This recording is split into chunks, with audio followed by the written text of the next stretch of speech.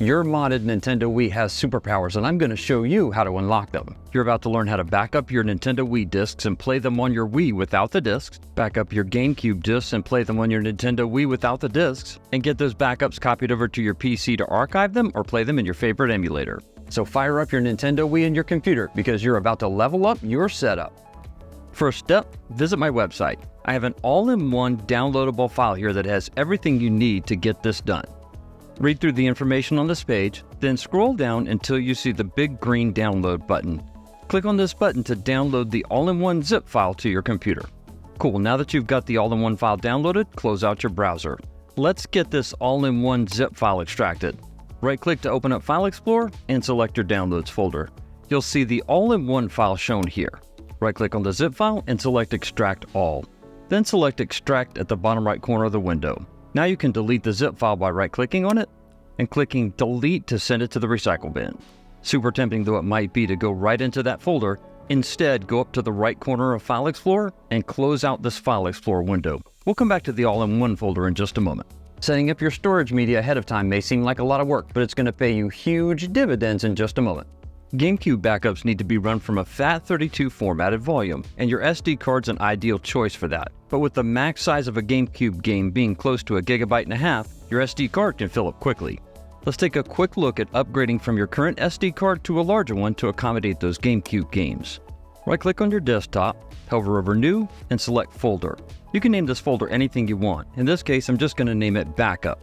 In the interest of just keeping things a bit more tidy on the desktop, I'm going to grab that folder and then just drag it underneath the recycle bin to line things up nicely. Double-click on the folder that you just created. In this case, I like to copy things from the left side of the screen to the right side of the screen. So I'm going to take this empty File Explorer window and drag and drop it over to the right side of the screen and snap it into place.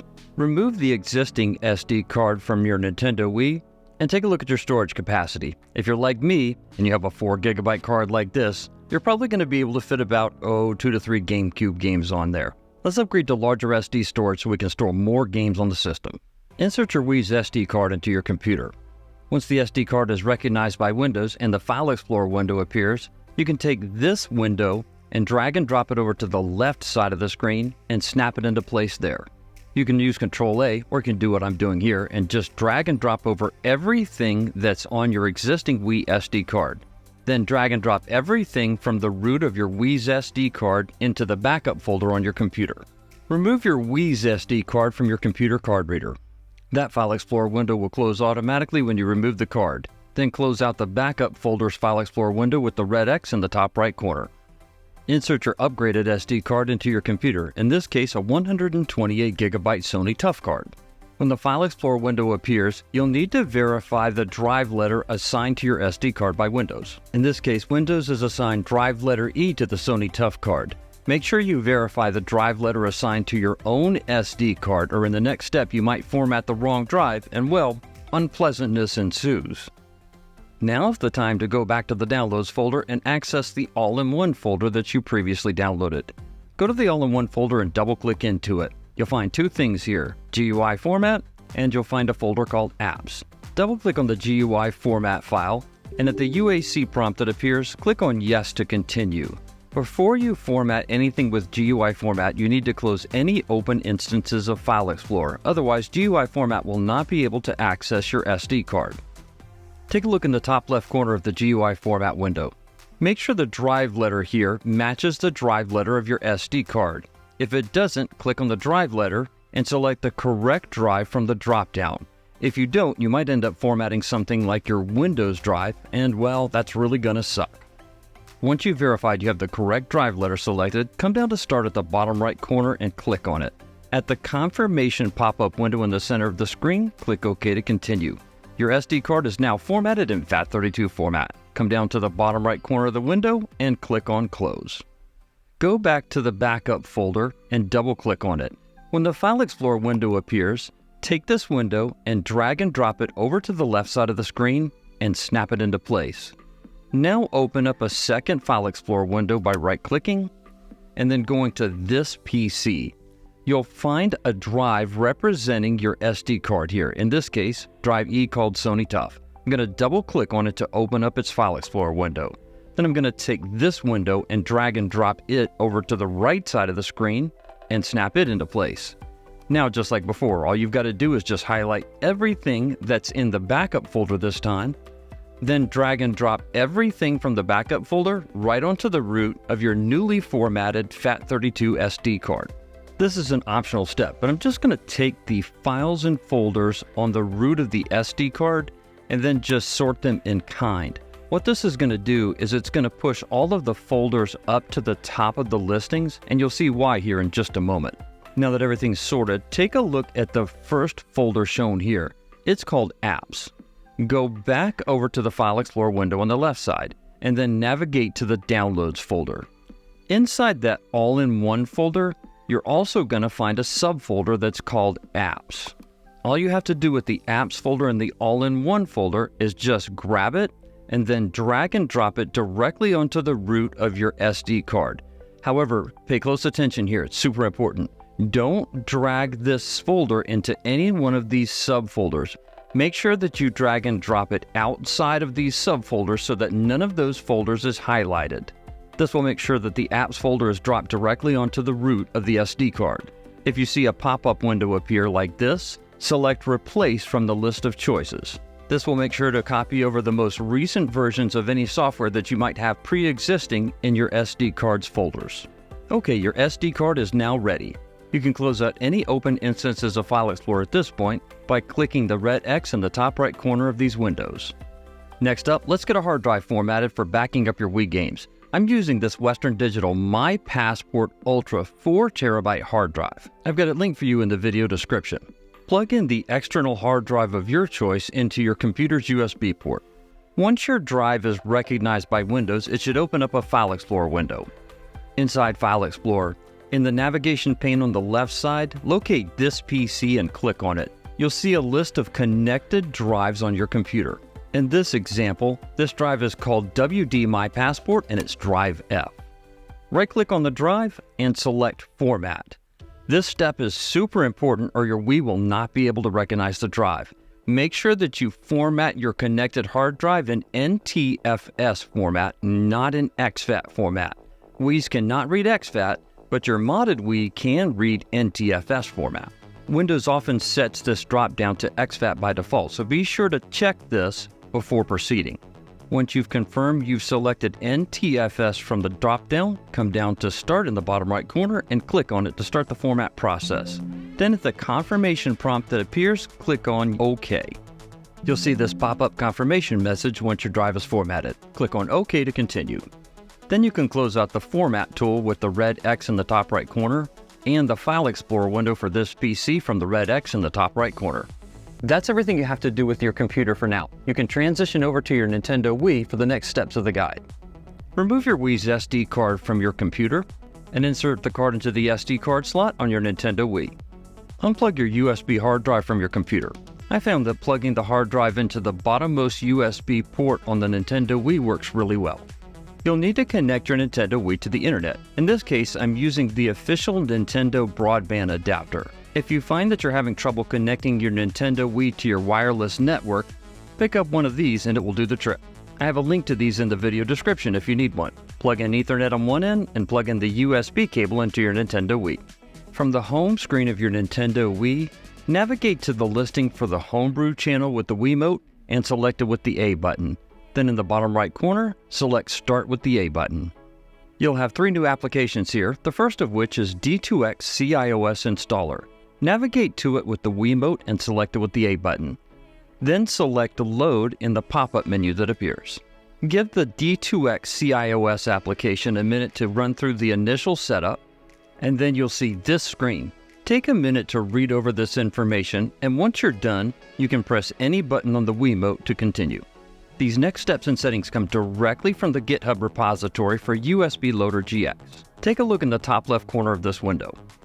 See how there's a highlight arrow to the left side of Select CIOS?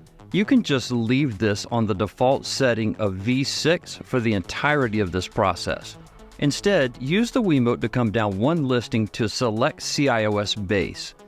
Press to the right 4 times with the D-pad. This is going to change this number from 32 to the number 56. For the first part of this 3-step process, you can leave the default CIOS slot at number 249 because that's the one we'll need to use anyway. Once you've confirmed you have base 56 in slot 249, press the A button on your Wiimote. You'll see this screen and you should see the number 249 flashing. As long as you see 249 flashing here, press the A button on your Wiimote to continue. While this first installation process is taking place, it gives us a moment to just kind of discuss what a CIOS is and why it matters. It's exactly like its name implies, OS for operating system, and these custom operating system files are what make it possible for you to run custom homebrew software on your Nintendo Wii. Since your Wii could have been modded in any generation of the mod processes, double-checking these settings and making sure they're up to date is the best way to make sure that everything's going to work correctly in the steps ahead. Once the first process is complete, you should see a green box behind the number 249. This means everything went to plan. If you see anything else, first of all, make sure your Wii is connected to the internet properly, and then run those steps again before proceeding. Press the A button on the Wiimote to go back to the installer main menu. Take a look back up in the top left corner of the screen. Your highlight arrow should already be on Select CIOS Base. All you have to do here is press one time to the right on the D-pad on your Wiimote to change this number from 56 to 57. Next up, use the D-pad on the Wiimote to come down one listing to select CIOS slot. Once you're here, press to the right one time. This is going to change this number from the number 249 to number 250. Once you've verified that the base is 57 and the slot is 250, press the A button on the Wiimote. Take a moment at this screen to verify that the number 250 is flashing. Once you see 250 flashing, press the A button on the Wiimote. No reason to watch paint dry here. I already know you're smart because you chose to watch this video this far. But if you haven't already, you could subscribe to the channel so you don't miss out on more videos when they're dropped. Just like before, double check to make sure there's a green background behind the number, in this case 250. Press the A button to continue. Uno más, mi amigo, one more to go. Scroll up with the D-pad on the Wiimote back up to the listing that says Select CIOS Base. Okay, I know it seems like it'd probably be number 58, but it's not. Instead, scroll back to the left with the D-pad 4 times. It's going to change the base number from 57 down to the number 38. Once you have the base set to 38, press down on the D-pad one time. This time, intuitively, you're going to change the number from 250 to 251 by pressing to the right on the D-pad one time. Once you've verified you have base 38 and slot 251, press the A button. Just like before, check that the number 251 is flashing, and once you've confirmed the 251 is flashing, press the A button. Hey, did you know the Nintendo Wii is turning 18 years old this year? It's all grown up. I'm sure its parents must be very proud. Once you've confirmed you have a green box behind the number 251, you're done with the installer. Press the B button or the trigger on the back of the Wiimote to exit the installer and go back to the homebrew channel. Next up, let's take care of a few key settings inside Nintendont so that your GameCube backups will load and launch properly. Navigate to Nintendont with the Wiimote and select it with the A button. Then at the pop-up menu, select Load at the bottom to load Nintendont for the first time. The first time you launch Nintendont, it will take care of some key background tasks, including looking for any storage devices you have connected. You'll see a message appear on screen asking you if you want to use SD media or USB media. This is a good time right now to stop and plug in your GameCube controller if you plan to use an authentic GameCube controller for playing your GameCube backups. For this example, I'm going to plug in this first-party Spice Orange Nintendo GameCube controller. Drop the door on the left side of the Wii to expose the GameCube controller ports. Let me know in the comments if you still actually have these doors attached to your Wii. Then plug in your controller to the number 1 GameCube controller port on your Wii. Now that your GameCube controller is in place, select SD either with the A button on the Wiimote or the GameCube controller. There are 2 settings that are super important to get the most out of your GameCube gameplay experiences. Press the B button either on your Wiimote or GameCube controller. This opens up the Nintendont settings menu. Take a look near the top of the settings options. There's a highlight arrow here. Use the D-pad either on the Wiimote or GameCube controller to scroll down to the listing that says Mem Card Emulation. This is set to off by default. Press the A button to change this setting from off to on, This will allow the use of your storage media to act as a virtual memory card. Otherwise, you'll be starting over every game from the beginning every time, and well, that's gonna suck too. If you're using an authentic GameCube controller, and you probably should, scroll down to the bottom of this menu until you find the listing that says Native Control. Press the A button to change the setting from off to on. This improves compatibility between your controller and your backed up GameCube games. Next up, press either the X button on your GameCube controller or the 1 button on your Wiimote. This pulls up an online updater menu. The only option that worked in my testing was the first one, download Nintendont. Press the A button on your controller or your Wiimote, and it will download the latest version of Nintendont and some various updates along the way. Once you've completed the updates, you're done with the Nintendont configuration process. Press the Home button on the Wiimote or Nintendo GameCube controller several times. This will save your settings changes, take you out of Nintendont, and return you back to the Homebrew channel. Now here's where all the magic happens. Go up to USB Loader GX, select it with A, and select Load with the A button. When USB Loader GX loads for the first time, it will attempt to identify your storage media. In this case, you've got a hard drive plugged right in the back of the Wii for this purpose. For some wacky reason that's not clear to me, USB Loader GX will see GameCube games but not Wii games by default. To fix this, navigate up to the top ribbon with the Wiimote, then hover over Select Folder Mode and select it with A. See how there's no check mark next to Wii games? There needs to be for your Wii content to show up once you back it up. Come over here to the checkbox, hover over it and select it with A. Then come down to OK and select OK with the A button. There's a reason that even though you check that box, you don't see any Wii games here yet. It's because there aren't any Wii games dumped to the system yet. I'm going to insert my physical copy of the game Dragon's Lair Trilogy. It's a beautiful widescreen version, albeit cropped in version, of the 3 games in the trilogy. When you insert a physical disc, USB Loader GX will ask you if you want to install the game as a backup or boot it directly off the disc. In this case, we want to create a backup. Hover over Install with the Wiimote and select Install with the A button. Then at the confirmation window that appears, hover over Yes and select Yes with the A button. I'm going to show you this in real time because the screen kind of goes blank for a moment like nothing's happening. But if you just hang loose for just a second, you'll see that your game is recognized. You'll see the name of the game and you'll be asked to confirm that you want to install to your hard drive. In this case, you do. Hover over OK with the Wiimote and press the A button. Then set the Wiimote down and go grab yourself your favorite cup of joe. This took about 10 minutes or so in real time to back up the disk. Once the backup's done, you'll see a confirmation message appear on screen. Hover over OK with the Wiimote and select OK with the A button to close out the backup process. Give your Wii a moment to catch up, and you'll see that your newly dumped game is now recognized inside the USB Loader GX menu. I already had the artwork pre-downloaded from prior testing, but what if the artwork doesn't download automatically? Let's dump a GameCube disc that does not already have the art pre-installed on the system. I'm going to eject Dragon's Lair Trilogy here and insert this physical copy of the game Need for Speed Carbon for the GameCube.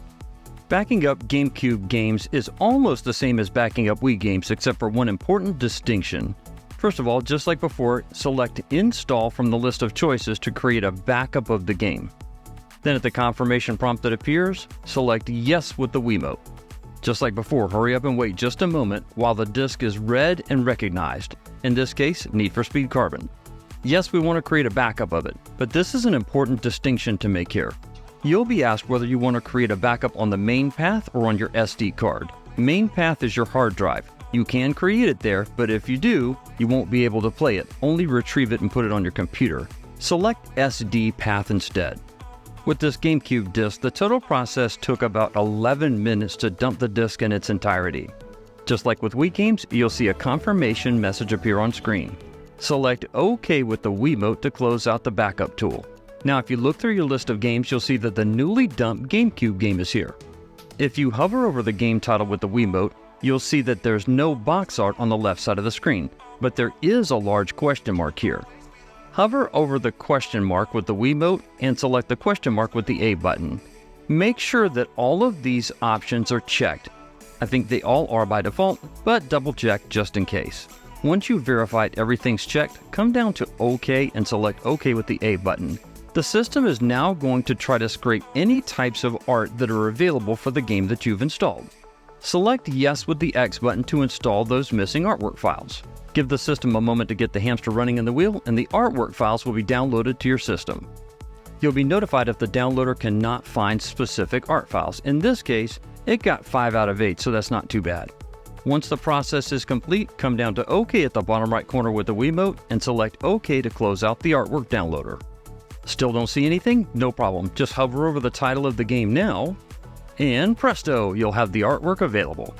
You've put in all this work, now it's time to reap the benefits. To launch a Wii game, go up to the title and select it with the Wiimote. It's exactly as straightforward as playing a Wii disc. Come down to Start near the bottom right corner and select it with the Wiimote. And just like that, you'll be on your way to save the fair princess from the clutches of an evil dragon. Dragon's Lair Trilogy for the Nintendo Wii really is a great way to enjoy widescreen versions of these 3 classic titles: Dragon's Lair, Dragon's Lair 2, and my favorite, Space Ace. Launching GameCube titles is only slightly different. Navigate to the GameCube title you want, in this case, Need for Speed Carbon. Select it with the A button, then select Start near the bottom right corner to launch the game. Instead of launching directly into the game though, you'll be taken to Nintendont for just a moment. But since everything's already pre-configured inside Nintendont, you'll be right in the action of your favorite games, racing at high speeds in no time at all. This is awesome, but what about getting these backups off of your Nintendo Wii and putting them on your computer so that you can archive them and use them in emulation, for example? Here's how that's done.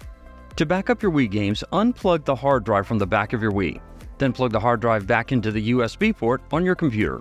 Once Windows recognizes your hard drive and File Explorer opens, you'll see a folder called WBFS that stands for Wii Backup File System.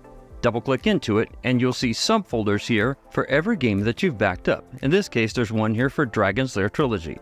Double-click into that subfolder and you'll find the game backup file in .wbfs format. The file names assigned to the game by the backup tool might look a little strange, so it might benefit you to keep them in subfolders so you can easily identify them later. Since your GameCube games are backed up on your SD card, go ahead and eject the SD card from your Nintendo Wii, then insert the card back into your PC's SD card reader. Once your SD card is recognized by Windows and opens File Explorer, look for a folder on your SD card called Games. Double-click on that folder. There are some folders in here with some RetroArch content, but there's also a folder in here for the game Need for Speed Carbon. Locate the folder with the name of your game's backup and double-click into it. You'll find a file in here in .iso format. That's an image file of your GameCube disc, and ISOs, they're the miracle, man. And just like with your Wii games, you can keep them in their named subfolders just to keep these better organized for future use. Speaking of RetroArch, you can install it on your Nintendo Wii and add thousands of your retro gaming favorites in no time at all. This video shown on screen and linked in the video description and pinned comment will show you everything you need to do to get it done.